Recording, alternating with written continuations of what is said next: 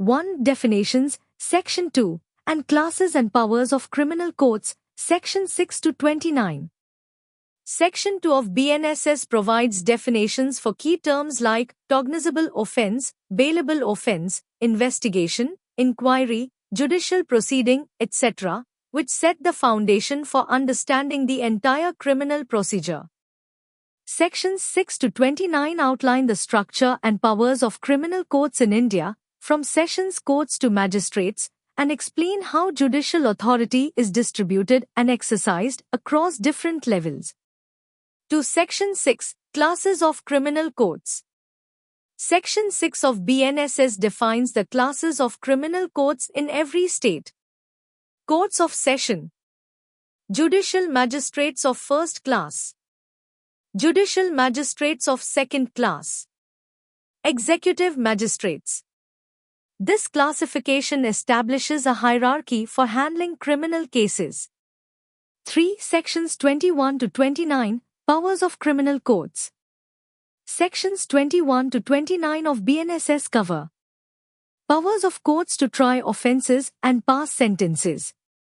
How powers are granted to judges and magistrates by law.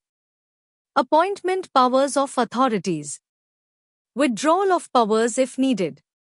Succession of powers so that the successor of a judge-magistrate can continue exercising earlier powers. Forensic investigation for serious offences. Under BNSS, forensic investigation is mandatory for offences that carry a punishment of 7 years or more. This ensures stronger evidence collection and fairer trials in serious criminal cases. Powers of the Appellate Court. The BNSS empowers appellate courts to reverse, modify, or order a retrial if they find any legal error or injustice in the lower court's decision, strengthening the fairness of the judicial process. Structure of criminal courts. The BNSS establishes a hierarchical structure of criminal courts, from high courts to special judicial magistrates, to ensure systematic and efficient delivery of criminal justice across the country. Trial before Court of Session and Trial of Warrant Cases, Sections 248 to 273. Sections 248 to 273 cover trial procedures before a Court of Session and Trial of Warrant Cases, serious offences. They explain how charges are framed, evidence is recorded, and judgments are delivered for major crimes. B. Trial of Summon Cases and Summary Trial, Sections 274 to 288. Sections 274 to 288 deal with trial of summon cases, less serious offences, and summary trials, very minor offences, for quicker disposal. They provide simpler and faster procedures compared to warrant case trials. A. Pardon to accomplice, Sections 343 to 345. Court can tender pardon to an accomplice to encourage testimony against main offenders. Pardon can be granted during investigation, inquiry, or trial. The accomplice must make a full and true disclosure of facts. If the accomplice fails to comply, they can be prosecuted again. This provision helps in breaking criminal conspiracies by getting insider evidence. B. Confirmation and execution of death sentence, Sections 407 to 412, 453 to 456. A Sessions Court cannot execute a death sentence without High Court confirmation. High Court reviews evidence before confirming the death penalty. Procedures for postponement or suspension of execution are provided. Rules for execution of death sentence by hanging under supervision are laid down. In case of a woman, pregnancy can lead to postponement of execution. C. Appeal, Sections 413 to 435. Appeals can be made against convictions, acquittals, or sentences. First appeals and second appeals depending on case nature and court level.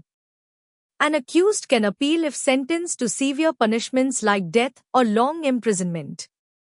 Victims can also appeal against acquittals in certain cases. Appellate courts can confirm, modify, reverse the decision, or order a retrial. D. Reference and revision, sections 436 to 445. Reference allows lower courts to seek guidance on doubtful questions of law. Revision is the power of higher courts to correct legal errors in judgments. High courts can call for records of lower courts. Correction can happen without an appeal if injustice is apparent. Ensures that legal errors or abuses of power are corrected.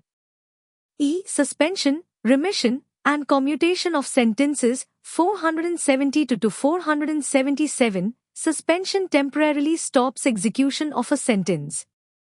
Remission reduces the duration of sentence without changing its nature. Commutation replaces punishment with lesser one, example, death to life imprisonment. Powers are exercised by appropriate government, central or state. Allows for mercy petitions consideration of good behavior. F. Provisions as to bail and bonds, 478 to 496, clear provisions for bail in bailable and non-bailable offences. Conditions may be imposed to ensure presence of the accused. Surety bonds are required for securing bail. Courts have powers to cancel bail if conditions are violated. Ensures balance between personal liberty, public safety. G. Time limitation for taking cognizance, 513 to 519, prescribes time limits for courts to take cognizance based on offense severity. Ensures that prosecutions are not unduly delayed.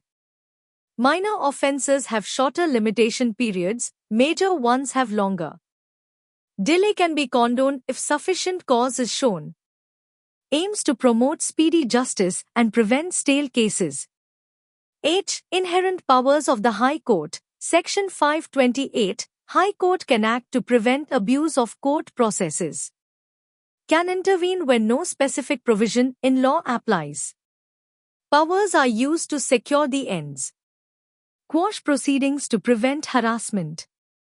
Safety valve against rigid application. Maintenance, investigation, jurisdiction, and initiation of proceedings. Sections 144 to 147 deal with providing maintenance to wives, children, and parents to ensure their financial support. Sections 173 to 196 cover how information is given to police, their powers to investigate, and complete an investigation. Sections 197 to 209 define the jurisdiction of criminal courts for inquiries and trials. Sections 210 to 220 to lay down the conditions required before starting criminal proceedings, ensuring due process. B. Complaints to magistrate, proceedings, and charges. Sections 223 to 226 explain how complaints are filed before a magistrate. Sections 227 to 233 describe the starting of proceedings before magistrates, including the first hearing. Sections 234 to 247 explain how charges are framed, altered, and explained to the accused during the trial process.